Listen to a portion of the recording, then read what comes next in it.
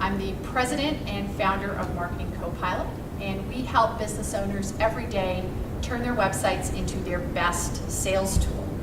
Today we're here for a keyword workshop. How do I develop a keyword strategy for my business? Now, a lot of people are thinking, boy, this is an interesting topic. What is so important about this?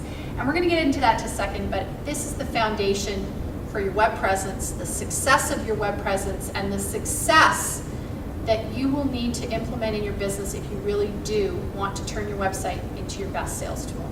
So now, the first thing we're going to do this morning is do a quick little quiz. True or false? Put your hand up if you believe this statement to be true. I only need a keyword strategy if I'm doing Google AdWords campaigns and pay-per-click advertising. Now I see some hands go up in the room, and this is actually false. Sorry to disappoint you, but it's false. Keywords are the key to everything. We search everywhere, and we use phrases and words to self-educate. So it is not just for pay-per-click.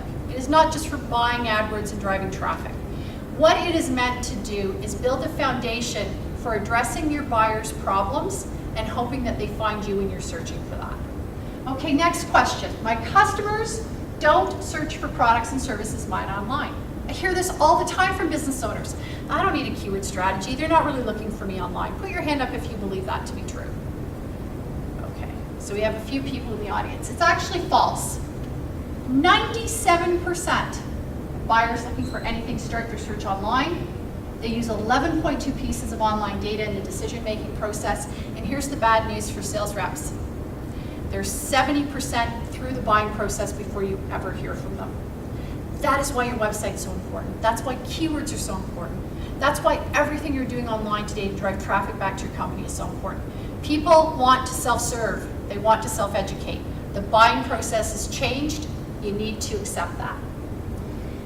Next question. My best keywords are too competitive, and I'd never be able to compete for them on page one. Put your hand up if you believe that to be true and you agree with this statement.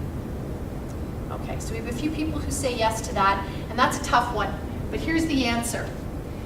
If you've not asked your customers what they search for, and you've not used data to build your list or tested your keywords, you likely don't know what your best keywords are.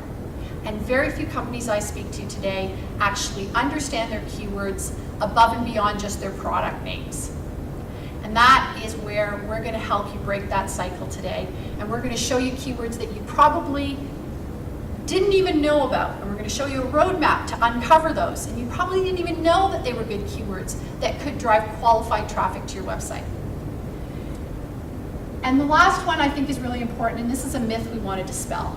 Keywords are only for the technical aspect of my website. Put your hand up if you believe that to be true.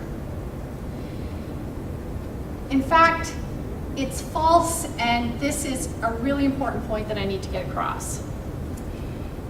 Google is a phenomenal tool. It's a lot of power. It's what we call the 100-pound gorilla in the space. But Google changes all the time, and the complexity of getting ranked organically for a keyword is because Google is constantly changing their algorithm. And this past summer, Google made two very important changes, the Panda and Penguin updates.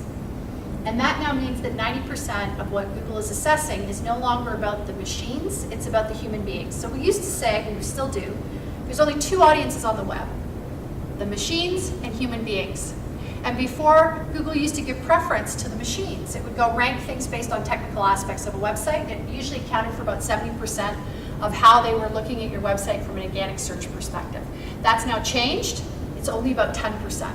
So they're relying heavily on the popularity of your website based on what human beings are doing with it. Are they commenting on your blog posts? Are they reading your blog posts? How long are they staying on page?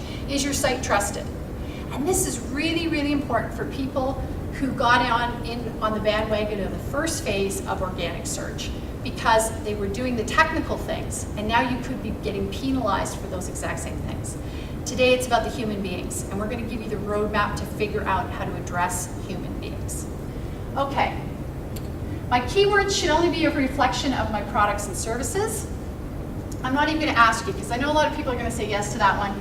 Your keywords should be a reflection of your best customer and what they're doing online to fix a business problem. And this is the toughest part of this whole exercise because so many people see the world through the through the rose-colored glasses of their products or services and not through the problems they solve for their businesses. If you have taken part in any of our previous workshops, particularly our value proposition workshops, the value proposition workshop was very, very important, and it was a key strategic driver in helping people describe how they should talk about their company and why people should buy from them. That's the first step in our methodology, and then we get into things like keyword strategy. But you really need to spend some time figuring out what business problem am I actually solving, and how can I wrap my entire keyword strategy around that. So, this is a joke I like to make. Shh, can you hear that? That's the sound of 1 billion searches being done every second in Google. That's a lot of searches, and that's a lot of keywords. So it's your job to uncover the power of those keywords for your business, and it needs to be part of your business strategy. So why is developing a keyword strategy so hard? We're going to go through a couple of things, and we're going to point them out to you, and I think you're going to nod your head in agreement when we talk about these things. People start with their products or services to build a plan, not their customer. We just mentioned that. We see the world through what we do, not why it matters. So that's the very first thing. Second thing is because people don't take the time to understand the buyer and the buying process. They think they know what their customer's doing, and they don't understand the steps that the customer is actually going through to make a decision to buy something. And if they understood those steps, they'd be able to map content to those steps and keywords that would allow them to get found when somebody's in the buying process. Unfortunately, we move too quickly to the selling process, and we try to sell them something. Land here, here's your gift with purchase, here's your free offer. But they haven't warmed up to the fact yet about why they would want to do something and why they would want to buy from you. And that's what's so important. The next one is because people don't know how to build good content to test their keywords and prove that their strategy works. They really fall down. They put up their product brochure, they leave it as their website, and they think that that's the end of it. And it's not. It's really important to understand questions that are getting asked in the buying process and ensure that content on your website reflects that.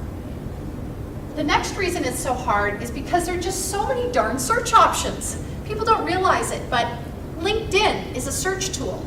YouTube is a search tool. Kijiji is a search tool. People are going to these places and searching keywords to find something.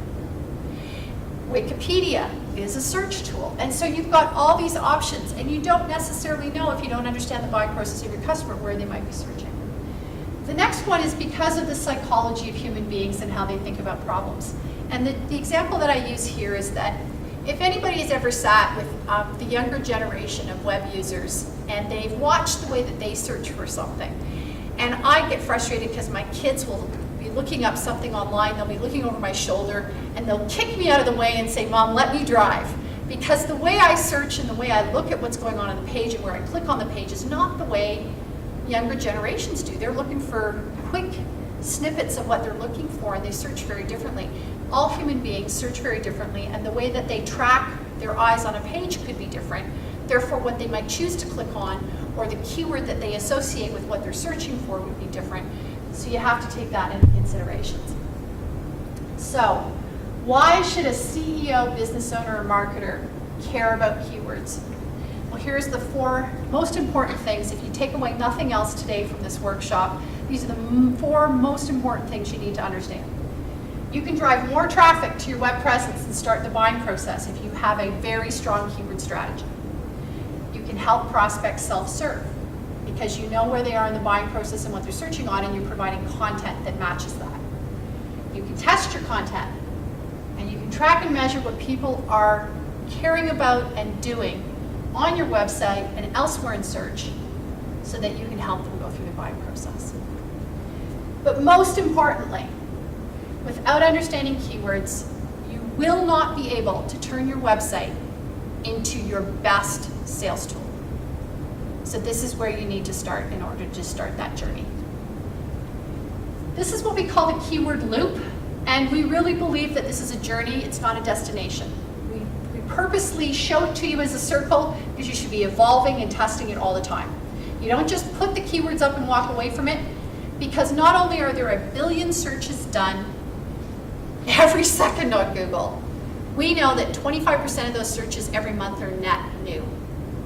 And that's why the loop has to keep going. You have to keep generating and recycling through your keywords, because 25% are brand new searches that have never been done before. So here's an example of that. Justin Bieber's haircut.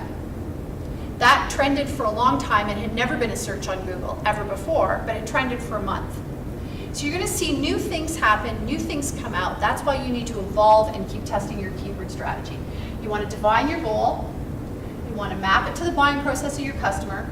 You want to create a list that you can then run through data and tools. And we have a list of suggested tools on our website that you can download.